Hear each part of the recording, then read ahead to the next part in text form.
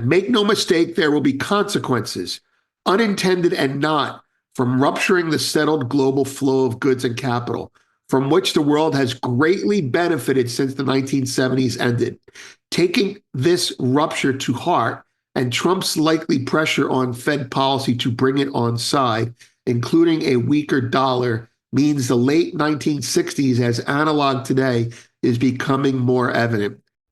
Welcome to the Morning Markets and Metals with Vince Lanci, where each morning Vince brings you the financial and precious metals news to get you ready for your day.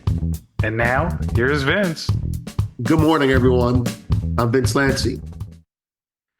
Today, we're going to discuss why the dollar must drop and gold must continue to rise under Trump 2.0.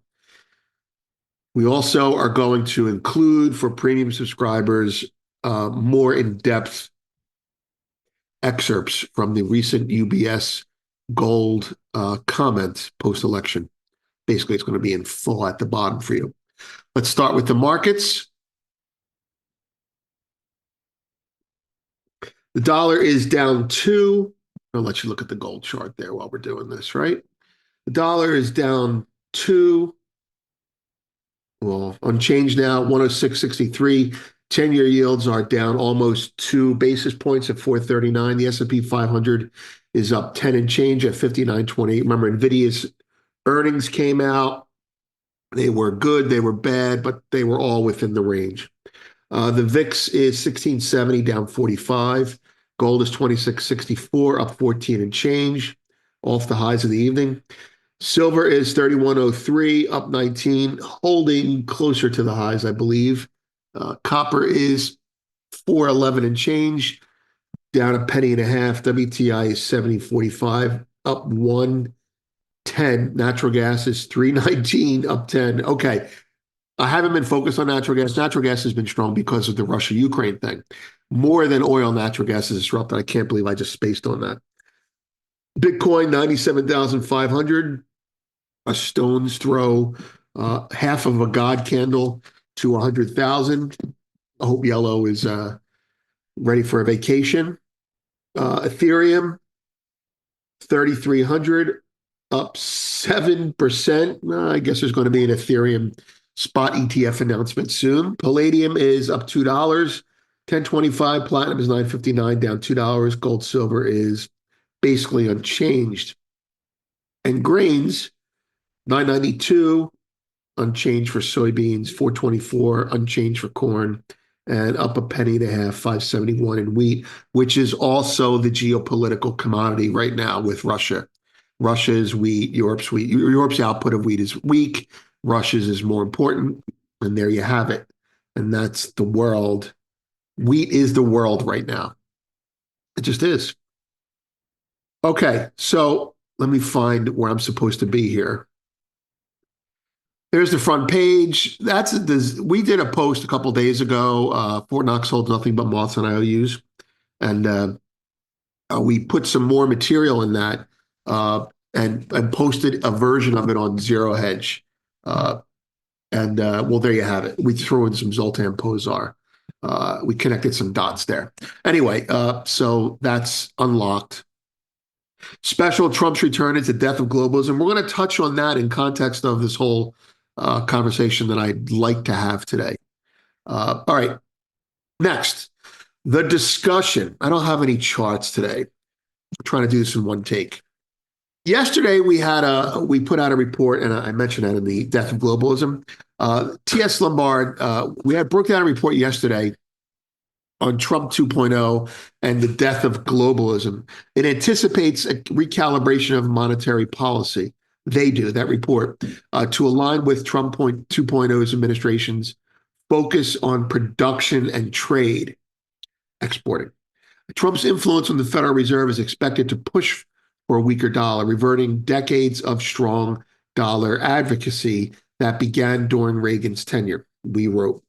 As the authors point out, quote, the Hamiltonian era of global banking dominance is over, globalism, and the Fed will adjust to the new reality of economic priorities, meaning they bet the Fed will ease. Very subtle, very nicely said there.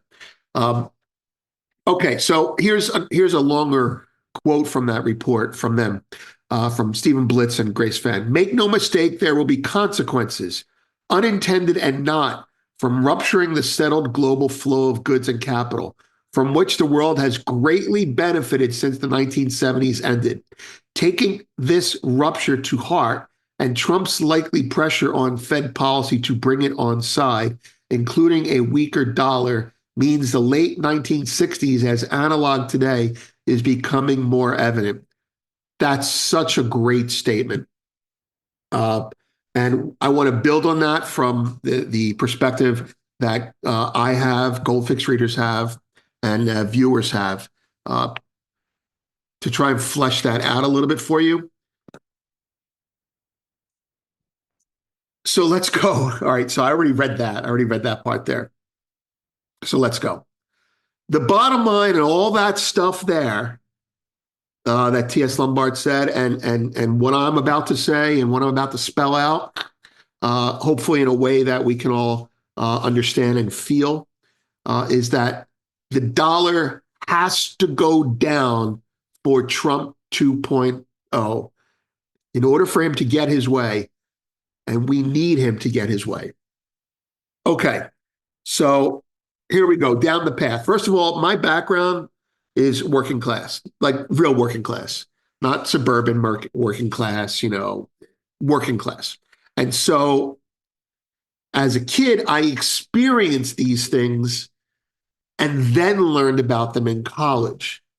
So that's why there's a connection for me to make these. This is an academic trying to be disseminated to the plebs. This is a pleb who's like, oh, that's how you screwed us last time. Okay, so here we go.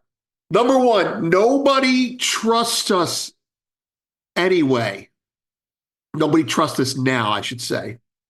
Let me get to my notes here.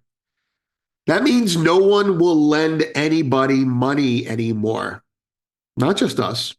Nobody will buy our bonds, number two, at current rates.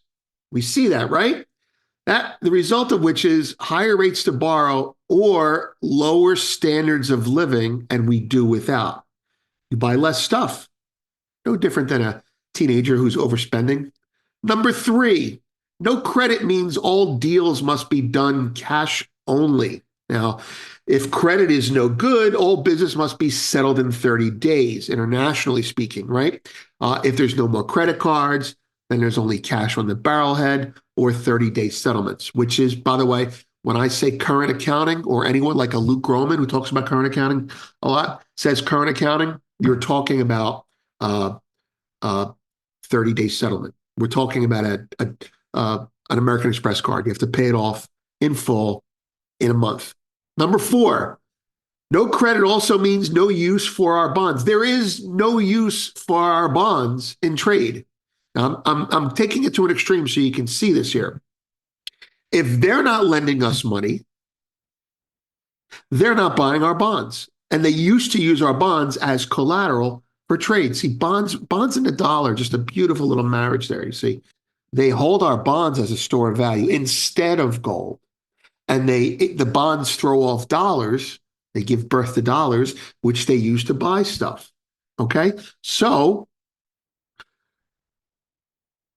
if you don't have a way as a nation, if you're like, I'm not going to put my money in treasuries anymore and save with treasuries or CDs, depending on how you look at it, right?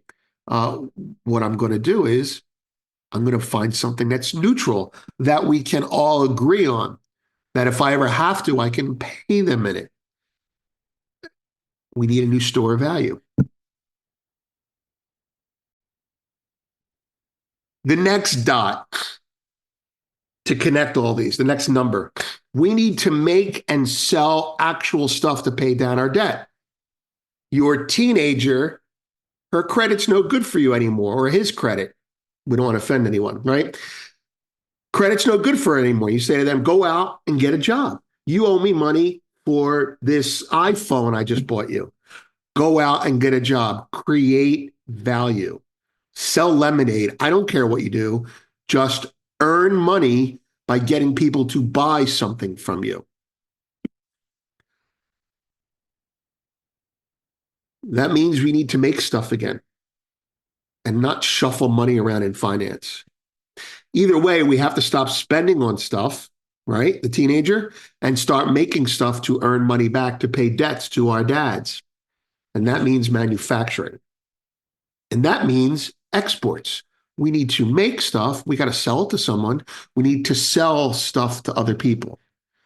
And that means we enter number six, a new store of value that we trust. Simultaneously, if no more credit, then no more bonds we bought. And that means a better, more reliable store of value must be used that we can all agree on to do future trade. And that's gold, as I just got ahead of myself and said. Number seven, the M word. Gold as a store of value plus export driven economics. I have to get people to buy my stuff is mercantilism. And mercantilism means protectionism. Protectionism is a dirty word, especially if you're a capital L libertarian, but protectionism, when you have to survive, is not a dirty word. Okay. If we are to start exporting, we need to protect our domestic industries. We also have to build them up. We need to protect what we have. Therefore, we need to prevent imports from disrupting them while, if we rebuild. Keeping in mind everything Trump intends and needs to do will be to gear us towards being an exporter nation in this new mercantilistic age. Protectionism, number 9, means tariffs. Tariffs protect domestic industries and jobs. Now, here's where it gets kind of like, oh, crap. Tariffs protect domestic industries and jobs, but they also strengthen the dollar. Okay. Tariffs, therefore, mean, believe it or not, they strengthen the dollar because tariffs will make people buy dollars because they need dollars for global trade. And so it just makes the dollar get stronger, simultaneously weakening all their economies. So tariffs also mean, believe it or not, with a strong dollar, tariffs mean inflation. Tariffs are deflationary outside the US. They can't sell us stuff anymore. It's too expensive. And inflationary in the US. Well, how are they inflationary? Stronger dollar. We can buy stuff with a stronger dollar overseas. They have tariffs too. See, tariffs are bilateral. We can't buy their stuff, right? Our dollar is stronger, but the tariffs go up. So the dollar gets stronger, tariffs go higher. It just goes like that, right? So tariffs, like everything else the government does, will permit domestically based businesses to raise prices to just under what the foreign product is trading for. And that will happen over time, 100%. The BMW costs $50,000. With tariffs, it costs $60,000. Well, the US version of the BMW, whatever it is, whatever, it's a Ford MW, is going to go from $49,000 to $59,000. It's still cheaper. That's how it works. Okay. The problem with tariffs in a global reserve currency is, now going back to the dollar, the problem with tariffs in a global reserve currency is the strong dollar. So we need, right? We need, with these higher tariffs preventing stuff from coming in, we protect our industries, right?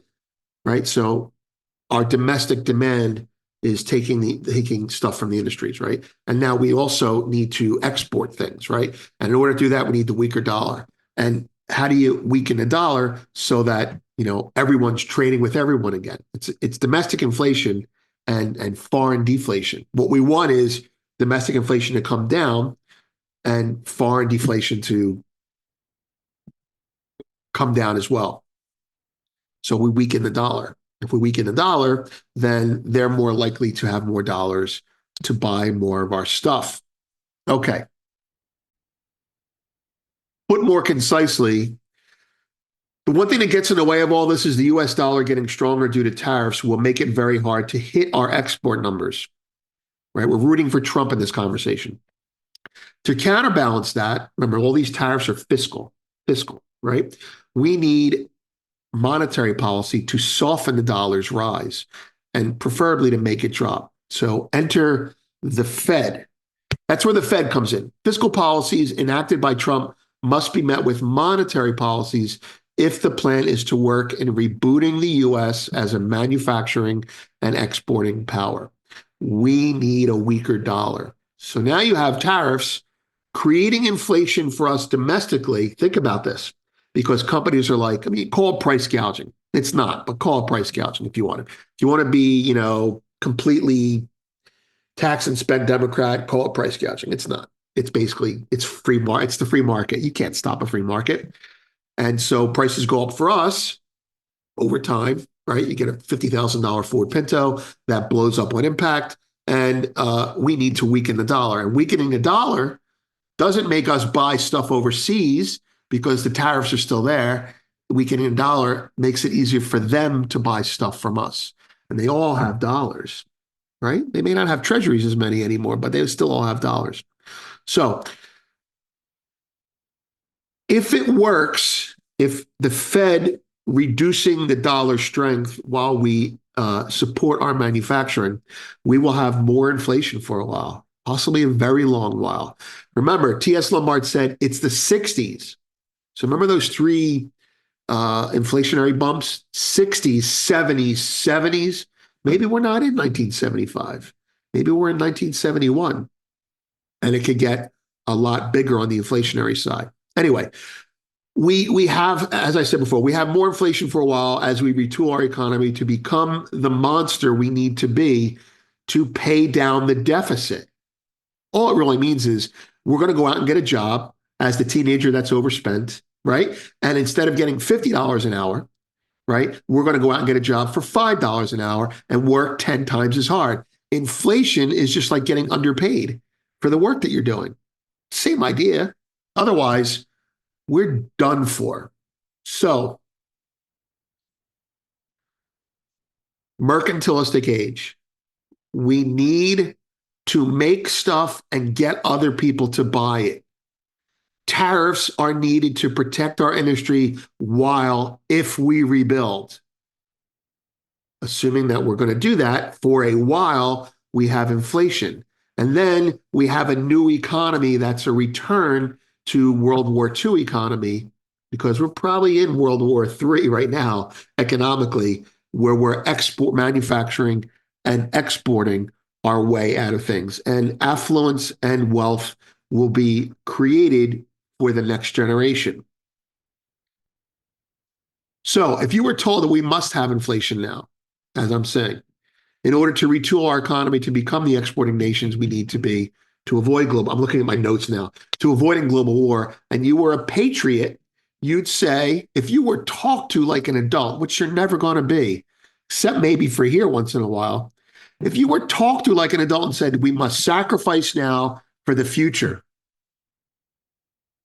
you might say, shit, I can handle it, go for it, right?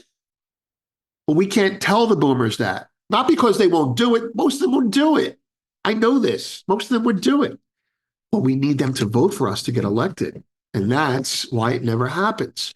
So how do we minimize the damage, knowing that the government's never going to be straight with us, but they're going to continue to do the things that I just outlined here? Well, you do what the Chinese are doing. You do what the BRICS are doing. You buy gold and silver. Yeah, that's what you have to do. Now, if you hate the US and you want it to fail, right? You're a doomer, right? We're all doomers once in a while, right? Then buy gold and silver. Because if we don't do the above stuff successfully, then we will be a third world banana republic selling natural resources to China and building factories that make little plastic dolls and selling them to Saudi Arabians because they will have all the wealth. We'll be running sweatshops. So that's what Trump needs to do. Yada, yada, yada. There you have it. News and analysis. That's all the stuff we put out yesterday. UBS joins Goldman in forecasting gold's rally isn't over. That's a Bloomberg story. It's almost like they're reading what we wrote. UBS says, wake up the neighbors on gold. Founders, Tech Gold, and the dollar post inauguration. Really, really good macro analysis. The zero hedge edit I just mentioned. Moving a little bit faster. Market news, Amazon killed Target. The story that I want to just comment quickly on here and give a shout out to a GoldFix founder. Two of them actually from different points of view. One is a retail hedge fund manager and the other one is a real estate manager. Target's and Walmart's quarterly results underscore how the two big box retailers' performances have diverged. That's true. That was determined 6 years ago, 7 years ago, when Amazon launched online. Walmart said, oh shit, and they created their online presence. Target said, right? So now here we are 7 years later, and Walmart has survived and has excelled and is basically the number two next to Amazon. And Target, nobody goes out to buy anymore, right? If you don't have any money, you're at home ordering online from Walmart or Amazon. So Target's done, right? This was foretold by a GoldFix founder named Richard 7 years ago when he said, oh, Amazon's going to kill everyone but Walmart. And I said, why? Not my business. He goes, because Walmart sees that they need to have an online presence and they're doing it. They're protecting their customer base. He goes, the rest of them, they're done for. Another guy, the other guy is, I'm not going to say his name. He's a real estate person, and he was looking at the real estate centered around this. He made the same comments. Anyway, data on deck, housing and talking, existing home sales premium. That's the UBS thing. Let's look at the markets. I want to. Sorry, my dog is grumbling in the background. Remember the 100-day hold, the rally, and we're at the 50-day. I think, right, the fish hook, we got the fish hook. Surprised the shit out of me, to be honest with you. If we get above the 50-day and it increases its slope upward, which it looks like it would, you can just extrapolate a day or two in advance to figure that out.